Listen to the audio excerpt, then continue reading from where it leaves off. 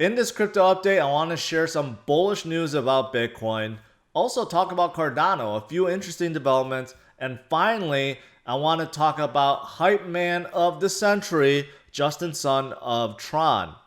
Let's get started.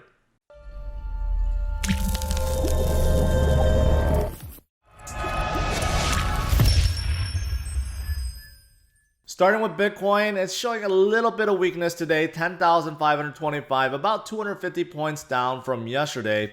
Overall, it's still hovering, it's still going in the right direction, meaning that it is still creeping up very slowly. Short term, Bitcoin will do its thing, it'll go up and down, but right now it's holding above 10,000. However, there are some bullish news about Bitcoin that I want to share. The first bullish news relates to newcomers coming into the space, and I think this is pretty important. This measures the number of new participants coming into Bitcoin, just basically new buyers of Bitcoin versus the price. This goes back to June of 2019. And something interesting happened in 2020, so this could be a foreshadow of what's to come.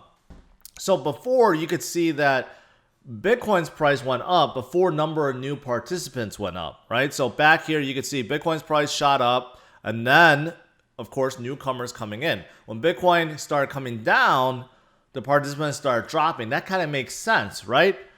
Until this year, when Bitcoin had that drastic drop. We know back in March, a drastic drop, and it started recovering. Guess what? Look at the number of new participants. That shot up first. And then Bitcoin's price caught up with it. So there was a reversal. A lot of people kind of guessed that Bitcoin couldn't go any lower. They figured it was bottom, good buying opportunity. That's why a number of people that actually got in came up first before the price. And then it happened again back in July of this year when you could see that the number of new participants went up. And then guess what happened? Bitcoin's price went up and followed that. So this is an interesting analysis. So if you look at what's happening now, the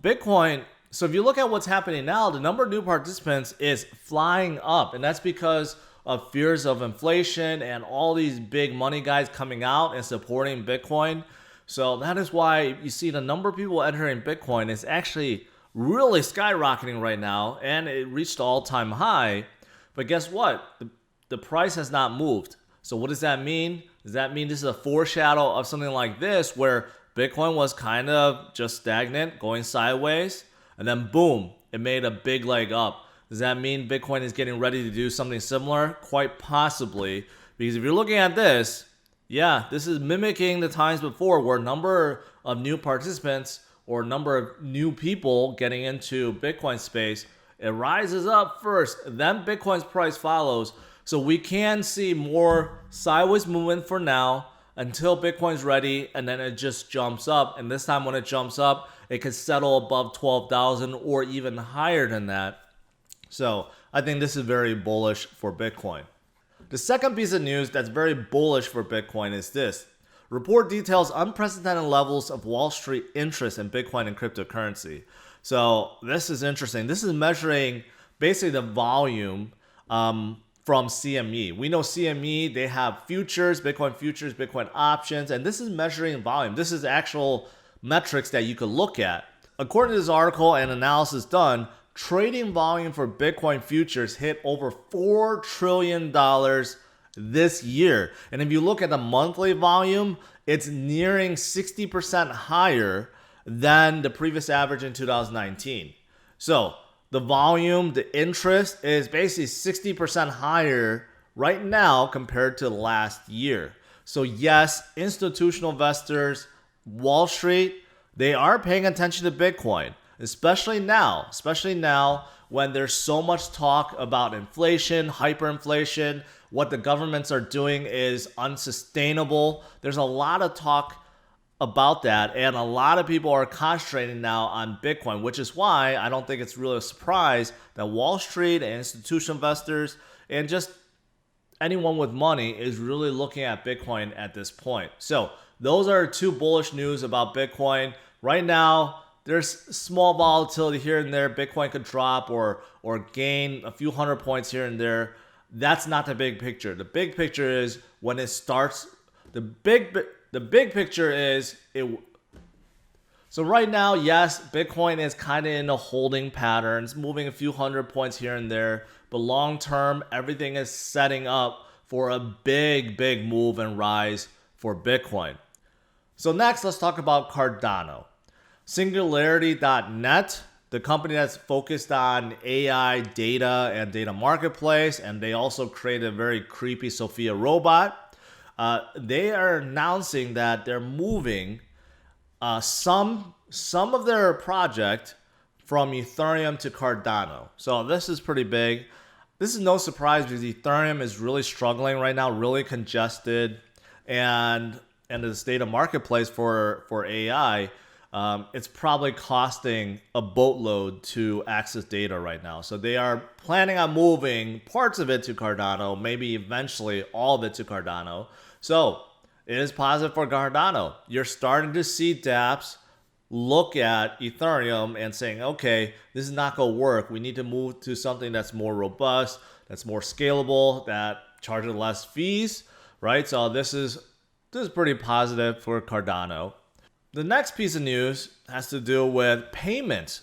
There's an Australian developer that is creating a plugin so that Shopify stores, anyone that runs a Shopify store, can now take Cardano payments. So this is positive.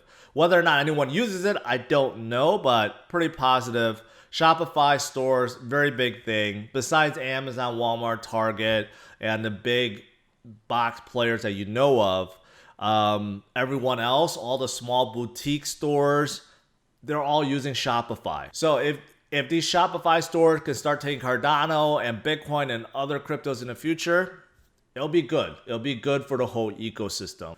This is also pretty interesting. Billionaire Mike Novogratz, a Bitcoin bull and also a crypto bull, because he does run Galaxy Digital, hasn't been doing too well for the last few years, lost a ton of money, but he's not giving up. Mike is one of those guys that believes in Bitcoin for the long haul, but now he's entering the DeFi space. He has taken a minority stake in the DeFi-focused asset management company, Perify Capital. And Perify Capital has invested in companies like Compound, Aave, Uniswap, Synthetic, some of the biggest players in the game. So essentially, Mike Novogratz is getting into DeFi. He sees the potential in it, or he doesn't want to miss the boat. So rather than buy DeFi projects himself, he's getting involved with a company that has invested in them. Lastly, I want to talk about hype man of the century, Justin Sun of Tron. I saw this on Reddit, and this made me go to this article, but Bram Goen was the founder of BitTorrent. And he's been very salty ever since he sold BitTorrent to Justin, which I don't agree with. You know, Justin paid $140 or $150 million for BitTorrent. Bram, basically, he got paid out, right? Why is he saying such bad things about Justin? So he actually tweeted this out, said, I can confirm that Justin Sun is every bit the scumbag this article paints him to be. Now, before you start typing in the comments and saying, okay, you're just going to bash Justin Sun, that's actually not what I'm going to do. First of all, I just don't agree with what Bram is doing. You took his money. You should be happy with it, okay? If you didn't like Justin, you didn't have to sell to him.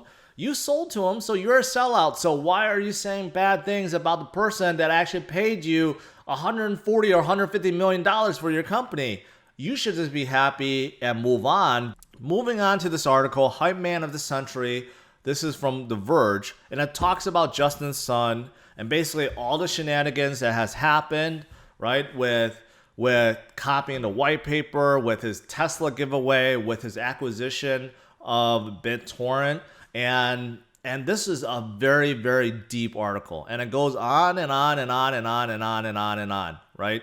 It does paint Justin as an egotistical maniac. It also shows that he is a marketing guy, more focused on marketing than actually product. And yes, he has done things to circumvent laws or have done things to piss people off. And if you look at the history behind all successful leaders, they all had very controversial upbringings and also starts to their success.